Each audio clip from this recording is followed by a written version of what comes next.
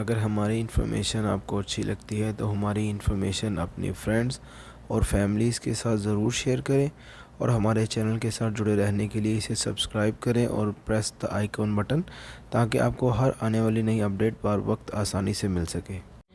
جو لوگ اللہ پر ایمان لائیں، کہیں کہ ہمارا رب اللہ ہے، پھر اس پر جم جائیں، ان پر فرشتوں کا نزول ہوتا ہے۔ نہ کوئی غم کرو نہ خوف، خوشیاں مناؤ جنت کی جس کا تم سے وعدہ کیا گیا تھا۔ اللہ کی ربوبیت پر اطمینان جب انسان کو ہو جاتا، میرا رب اللہ ہے، ربی اللہ، انسان کے لیے نہ کوئی کھٹکا، نہ کوئی خطرہ، نہ کوئی خوف، نہ کوئی حزن۔ جو کچھ ہو رہا ہے کس کے اذن سے ہو رہا ہے؟ اللہ کے اذن سے۔ اللہ کے اذن کے بغیر پتہ تک نہیں ہلتا۔ یہ کوئی اندھا بہرا مادہ نہیں ہے جس سے مجھے کوئی خوف ہو۔ اندھا بھینسا چلا آ رہا ہو، اس سے تو ڈرنے کا ہر انسان کو ڈرنا چاہیے، نہ معلوم کس کو ٹکر مار دے۔ لیکن نہیں، اس کائنات کو چلانے والا ایک سمیع و بصیر خدا ہے، وہ جو میرا دوست ہے، میرا ولی ہے۔ اللہ ولی الذین آمنوا یخرجہم من الظلمات الی النور۔ اللہ اہل ایمان کا ولی ہے، ساتھی ہے، پشت پناہ ہے، مددگار ہے، حمایتی ہے۔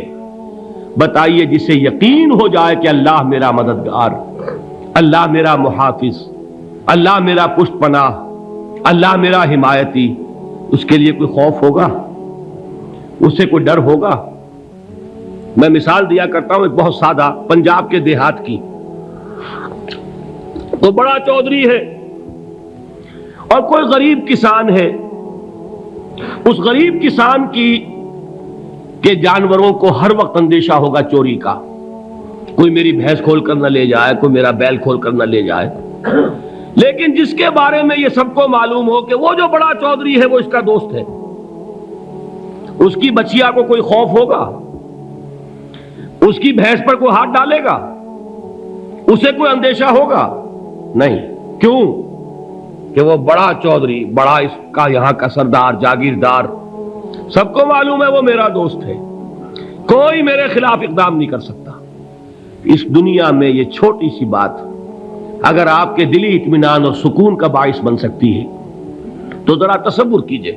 میں لفظ تصور استعمال کروں گا صرف اس لیے کہ اس کا ہم جس کو کہتے ہیں ادراک اور شعور کر نہیں سکتے، اگر کے ساتھ کر سکتے۔ اگر یقین ہو کہ اللہ میرا مددگار اور یقین ہو کہ اللہ ہر آن میرے ساتھ ہے، پھر کوئی خوف؟ کس کا خوف؟ کوئی شے اللہ سے بالا تر ہے؟ کوئی قوت اس سے زیادہ طاقتور ہے؟ کوئی اس کے ارادے کو بدلنے والا ہے؟ کوئی اس کی مشیت کے آڑے آنے والا ہے؟ یہی بات ہے جو حضور نے فرمائی، یہ ایمان کا حاصل ہے لب لباب،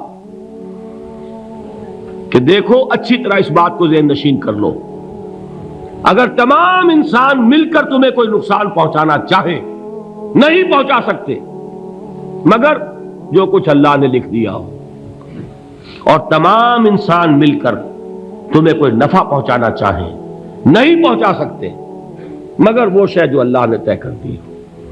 آپ پھر میں کہوں گا ذرا طاری کیجئے، اسے فرض کیجئے، اسے سوچئے۔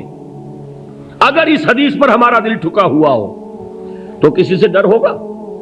یہ مجھے نقصان نہ پہنچا دے، یہ میری رپورٹ خراب نہ کر دے، یہ میری انکریمنٹ نہ رکوا دے، یہ میرا یہ نہ بگاڑ دے، یہ میرے یہ نقصان نہ پہنچا دے۔ اس کا ڈر، اس کا ڈر، اس کا خوف، اس کی خوشامد، اس کے لیے جا کر طرح طرح سے اپنی عزت نفس کو ذلیل کروانا اس کے سامنے، یہ سب کچھ کیوں کرتا ہے انسان؟ جب سمجھتا ہے کہ اس کے ہاتھ میں میرا کوئی نفع ہے، اس کے ہاتھ میں میرے لیے کوئی ضرر ہے، یہ مجھے کوئی گزند پہنچا سکتا ہے، یہ مجھے کوئی نقصان پہنچا سکتا ہے، یہ میرا کوئی کام بنا سکتا ہے، یہ میری کوئی ضرورت پوری کر سکتا ہے، اسی کا نام شرک ہے۔ جہاں آپ نے یہ سمجھا کہ غیر اللہ کے اندر کوئی طاقت موجود ہے، وہی شرک ہے۔ بتوں سے تجھ کو امیدیں، خدا سے نو امیدی، مجھے بتا تو صحیح اور کافری کیا ہے؟ شرک تو یہ ہے جس پر بھی تمہیں یہ خیال ہے، کلمہ ہے یہ کلمہ سوم، لا حول ولا قوت الا باللہ، ذرا اس پر دل کو کبھی اگر آپ تصور کریں، پھر فرض کریں، دل ٹھک جائے اس پر، کوئی طاقت نہیں۔ یہی بات تھی جو شیخ عبد القادر جیلانی رحمۃ اللہ علیہ نے اپنی وصیت میں اپنے بچے سے کہی۔ 11ویں دینے والے ہیں، لیکن حضرت شیخ عبد القادر جیلانی کی وصیت اور تعلیمات کو کتنے لوگ ہیں کہ جانتے ہو؟ یہ جن مقامات تک پہنچے ہیں وہ کس چیز کی بدولت پہنچے؟ انہوں نے جو پیغام دیا وہ کیا تھا؟ اے میرے بچے، جس طریقے سے قرآن مجید میں حضرت لقمان کی نصیحتیں جو ہے نقل کر دی گئی ہیں، میں یہ عرض کروں گا بالفرض اگر قرآن حضرت عبد القادر جیلانی کے بعد نازل ہوا ہوتا تو شیخ عبد القادر کی یہ نصیحتیں بھی قرآن میں درج ہوتی۔ اتنی اونچی نصیحتیں ہیں۔ اے میرے بچے، اس حقیقت کو ذہن نشین کر لے، لا فاعل فی الحقیقت ولا مؤثر الا اللہ، اس کائنات میں نہ کوئی فاعل حقیقی ہے نہ مؤثر حقیقی ہے سوائے اللہ کے۔ کسی شے میں کوئی تاثیر نہیں اگر اللہ نہ چاہے، آگ جلا نہیں سکتی اگر اللہ نہ چاہے، پانی ڈبو نہیں سکتا اگر اللہ نہ چاہے، زہر ہلاک نہیں کر سکتا اگر اللہ نہ چاہے، کوئی چیز فائدہ نہیں پہنچا سکتی اگر اللہ نہ چاہے۔ تو در در پہ کیوں سر جھکاتے ہو؟ در در پر کیوں جبیں سائی کرتے ہو؟ سب کے سامنے کیوں ہاتھ پھیلاتے ہو؟ ایک اللہ سے مانگو، ایک اللہ کے سامنے زمین پر اپنی جبین رکھو، لا فاعل فی الحقیقت ولا مؤثر الا اللہ۔ نظر آتا ہے ہمیں کہ پانی پیاس بجھا دیتا ہے، پیاس بجھانے کی صلاحیت پانی میں نہیں ہے، اللہ کے اذن سے ہے۔ کھانا بھوک مٹا دیتا ہے، بھوک مٹانے کی صلاحیت کھانے میں نہیں ہے، اذن رب میں ہے۔ دیکھیے یہی یقین تھا حضرت موسیٰ علیہ السلام کا واقعہ یاد کیجئے۔ سامنے سمندر آ گیا ہے، قوم دیکھتی ہے پیچھے کہ گرد و غبار کا طوفان ہے، معلوم ہوا کہ فرعون اپنے لشکر سمیت آ گیا ہے۔ لشکر جب چلتا تھا تیز رفتاری کے ساتھ تو گرد و غبار کا جو طوفان اٹھتا تھا اس کا تصور کیجیے، اور لمحہ بلمحہ وہ قریب آ رہا ہے۔ پوری قوم نے کیا کہا؟ اے موسیٰ انا لمدرکون، اے موسیٰ ہم تو پکڑے گئے۔ قرآن مجید نے تو یہاں وہ باتیں نہیں لکھی ہیں، لیکن تورات میں یہ درج ہے کہ بنی اسرائیل جھگڑنے لگے، دست و گریبان ہو گئے موسیٰ کے ساتھ۔ موسیٰ ہمیں یہاں مروایا لا کر، اس سے تو ہم ہی بہتر تھے، وہاں کھانے کو ملتا تھا، زندگی تو تھی، بیگار ہم کر رہے تھے، موت تو نہیں تھی۔ اب جو کچھ ہوگا اس کا تصور کرو، جس طریقے سے ہمارے ٹکڑے اڑائے جائیں گے۔ تو لڑ رہے ہیں حضرت موسیٰ علیہ السلام سے، یہ تورات کی تفصیل ہے۔ قرآن میں صرف اتنا آیا ہے، پریشان ہو کر انہوں نے کہا انا لمدرکون، موسیٰ ہم تو پکڑے گئے۔ اس وقت موسیٰ کا جواب کیا ہے؟ کلا ان معی ربی سیہدین، نہیں، میرے ساتھ میرا رب ہے، وہ راستہ دے گا۔ بتائیے کہاں راستہ نظر آ رہا ہے؟ یہ ہے ایمان بالغیب۔ راستہ نظر نہ آئے تب اللہ پر یقین ایمان ہے، جیب میں پیسے ہوں اور تب دل کو اطمینان ہے تو ایمان کس پر ہوا؟ پیسے پر، اللہ پر نہیں۔ جب وسائل و ذرائع نہ ہو اور پھر یقین ہو کہ اللہ مسبب الاسباب ہے، وہ اسباب کا پابند نہیں ہے، وہ اسباب کا محتاج نہیں ہے، اسباب اس کے محتاج ہیں۔ اگر یہ یقین ہے تو اللہ پر ایمان ہے، یہ نہیں ہے تو تمہارا ایمان اسباب پر ہے، وسائل پر ہے، ذرائع پر ہے، مادیات پر ہے، اللہ پر نہیں۔ اس وقت کہاں راستہ تھا؟ کوئی راستہ تھا؟ سمندر ہے اور ادھر سے لشکر آ گیا ہے۔ کلا ان معی ربی سیہدین۔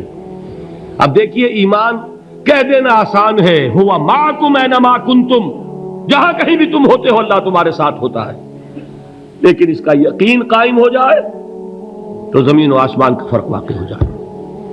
یہی بات ہوئی حضور کے ساتھ۔ غار ہے، چھپے ہوئے ہیں محمد الرسول اللہ اور آپ کے وہ یار غار ابو بکر صدیق رضی اللہ تعالی عنہ۔ اقبال نے حضرت ابو بکر کی شان میں چند اشعار کہے صرف، لیکن واقعہ یہ ہے کہ بھاری بھاری نظموں پر اور قصیدوں پر بھاری ہے، طویل ترین نظمیں اور قصیدے ہوں ان پر بھاری ہے۔ ہمت ابو بکر کی ہمت جو ہے، کشت ملت را چو ابر، جیسے بارش سے کھیتی اپجتی ہے، ابو بکر کی ہمت اور عزیمت اس امت کو اسی طرح سینچنے والی ہے۔ ثانیے اسلام و غار و بدر و قبر، وہ دوسرے تھے اسلام میں، دوسرے پہلے کون تھے؟ انا اول المومنین، حضور فرماتے ہیں سب سے پہلا ایمان لانے والا میں، دوسرے ابو بکر۔ ویسے ہمارے ہاں یہ چلتا ہے اختلاف، حضرت علی پہلے ہیں کہ حضرت ابو بکر پہلے ہیں، لیکن اس میں بڑی خوبصورت تطبیق قائم کی ہے علماء نے، اور بہت صحیح ہے۔ چار کے بارے میں فیصلہ ہی مت کرو کہ کون پہلے ہے، ان کی ایک عجیب تقسیم کر دی ہے۔ آزاد مردوں میں، بالغ مردوں میں سب سے پہلے ابو بکر، بچوں میں سب سے پہلے علی، خواتین میں سب سے پہلے خدیجہ، اور غلاموں میں سب سے پہلے زید ابن حارثہ۔ بڑی پیاری تقسیم ہے، یہ چاروں ہی پہلے ہیں، ہر ایک کے لیے اولیت ہے۔ اور واقعہ یہ ہے کہ اگر زمانی اعتبار سے تعین ہوگا تو پہلے خدیجۃ الکبریٰ آئیں گی رضی اللہ تعالی عنہ، کسی اور سے بات کرنے کی نوبت بعد میں آ سکتی ہے، پہلے تو اہلیہ محترمہ سے بات ہوئی ہے، آتے ہی پہلی وحی ہوئی ہے، ابھی تبلیغ کا حکم نہیں تھا، کس کو بتایا واقعہ؟ ابھی اپنی نبوت کی تبلیغ کا تو حکم ہی نہیں آیا، واقعہ کس کا ہے؟ وہ خدیجہ کا ہے۔ جب کہا ہے کہ خشیت علی نفسی، مجھے اپنی جان کا اندیشہ ہے، تو کیا جواب دیا خدیجہ نے رضی اللہ تعالی عنہا؟ وہ صدیقۃ الکبریٰ ہے، صدیقات جو ہے خواتین ان میں چوٹی پر خدیجۃ الکبریٰ ہے رضی اللہ تعالی عنہا، اور صدیق جو مرد ہیں ان میں صدیق اکبر ہے ابو بکر صدیق رضی اللہ تعالی عنہ، لیکن صدیقات میں چوٹی پر۔ جب حضور نے فرمایا خشیت علی نفسی، کیا فرمایا، کیا عرض کیا، کیسے تسلی دی؟ نہیں نہیں، اللہ آپ کو ضائع نہیں کرے گا، آپ غریبوں کے ہمدرد ہیں، آپ مساکین کے تکالیف رفع کرنے والے ہیں، آپ بیواؤں کی سرپرستی کرتے ہیں، آپ مسافروں کی خدمت کرتے ہیں، اللہ آپ کو ضائع نہیں کرے گا، یہ یقین ہے اس خاتون کے اندر۔ خیر وہ ایک علیحدہ بات ہو جائے گی۔ میرے دل پر حضرت خدیجہ رضی اللہ تعالی عنہ کی شخصیت کا بڑا گہرا نقش ہے، جو وہ کوئی اور ہی وقت اور موقع ہوا تو بیان ہوگا۔ بہرحال اقبال نے ایک مصرے میں جو چار اولیتیں جمع کر دی ہیں، ہمتیں او کشت امت را چو ابر، ثانی اسلام و غار و بدر و قبر۔ اسلام میں حضور کے بعد پہلے کون؟ ابو بکر۔ غار میں حضور کے ساتھ کون؟ ابو بکر۔ بدر کی رات اللہ کا رسول سربسجود، وہ جھاڑ، وہ گھاس پھوس کی جو جھوپڑی بنائی گئی تھی، اور وہاں تلوار ننگی لے کر پہرا دینے والا کون؟ ابو بکر۔ اور اس حجرہ عائشہ میں محمد کے بعد سب سے پہلے دفن ہونے والا کون؟ ابو بکر رضی اللہ تعالی عنہ وصلی اللہ علیہ وسلم۔ وہ جو معاملہ میں سنا رہا تھا غار ثور کا، حضرت ابو بکر بھی حضور کے خیال سے لرز گئے ہیں۔ آپ کو یاد ہوگا کہ جا کر پہلے تمام جتنے سوراخ تھے انہیں بند کیا ہے، ایک سوراخ رہ گیا تھا جس کو بند کرنے کے لیے کوئی کپڑا نہیں تھا، وہاں اپنی ایڑی رکھی ہے، تب کہا ہے حضور سے تشریف لائیے، اور اپنے زانو پر حضور کو لٹایا ہے، اور وہاں کسی موذی جانور نے کاٹا ہے، حضور کی آنکھ لگ گئی تھی، اس وقت اس بل کے اندر جو بھی بچھو ہے کیا ہے واللہ عالم، اس نے کاٹا ہے، اس کی تکلیف کی وجہ سے ابو بکر کی آنکھوں سے آنسو ٹپک گئے، حضور کے چہرے مبارک پر پڑے ہیں، تو حضور جاگے ہیں، معاملہ کیا ہے؟ ایڑی نہیں ہٹائی وہاں سے، مبادا وہ جانور وہاں سے نکل کر محمد الرسول اللہ کو کوئی گزن پہنچا دے، ابو بکر کی ایڑی ہے، جس طرح چاہے کھا لے، ختم کر دے، جان نکل جائے تب کوئی آنچ آئے محمد پر تو آئے، لیکن جیتے جی نہیں۔ وہ ہے ابو بکر حضور کے خیال سے اس وقت حضور نے پھر اپنا لعاب دہن لگایا ہے اور اس سے پھر آپ کی تکلیف ختم ہوئی. جیسے خیبر میں حضرت علی کی آنکھ دکھ رہی تھی، اس کو جو شفا حاصل ہوئی ہے وہ بھی حضور کے لعاب دہن سے ہوئی. تو بہرحال اس وقت انہوں نے کہا ہے کہ اے نبی یا رسول اللہ، اگر اس وقت ان میں سے کسی نے غیر ارادی طور پر بھی اپنے قدموں کی طرف جھانک لیا تو پکڑے جائیں گے. کیا جواب تھا اللہ کے رسول کا؟ لا تحزن ان اللہ معنا. اللہ ہمارے ساتھ ہے، کیوں گھبراتے ہو ابو بکر؟ یہ ہے ایمان باللہ، میرا مالک اللہ، میرا رازق اللہ، میرا محافظ اللہ، میرا مددگار اللہ، میرا پشت پناہ اللہ، میرا دوست اللہ. یہ دوستی ہے اللہ کی جو لب لباب ہے، حاصل ہے ایمان کا. اسی کا نام ولایت ہے. اولیاء اللہ کے سروں پر سینگ نہیں ہوتے. جس کے دل میں ایمان راسخ ہو چکا ہو وہی اللہ کا ولی ہے. جسے اللہ پر یقین ہو چکا ہے وہی اللہ کا ولی ہے. جسے یقین ہے اللہ میرے ساتھ ہے، میرا مددگار، میرا پشت پناہ، میرا ساتھی، میرا دوست، میرا محبوب، میرا محب. اللہ اہل ایمان سے محبت کرتا ہے. واللہ یحب الصادقین. ان اللہ یحب الذین یقاتلون فی سبیلہ صفا کانہم بنیان مرصوص. اللہ محبت کرنے والا، اہل ایمان محبوب، اور اہل ایمان محبت کرنے والے اللہ محبوب. والذین آمنوا اشد حبا للہ. آپ تصور کیجئے جسے یہ رشتہ ایمان یا رشتہ ولایت حاصل ہو جائے، الا ان اولیاء اللہ لا خوف علیہم ولا هم یحزنون. آگاہ ہو جاؤ، اللہ کے دوستوں کے لیے نہ کوئی خوف ہے نہ کوئی حزن ہے.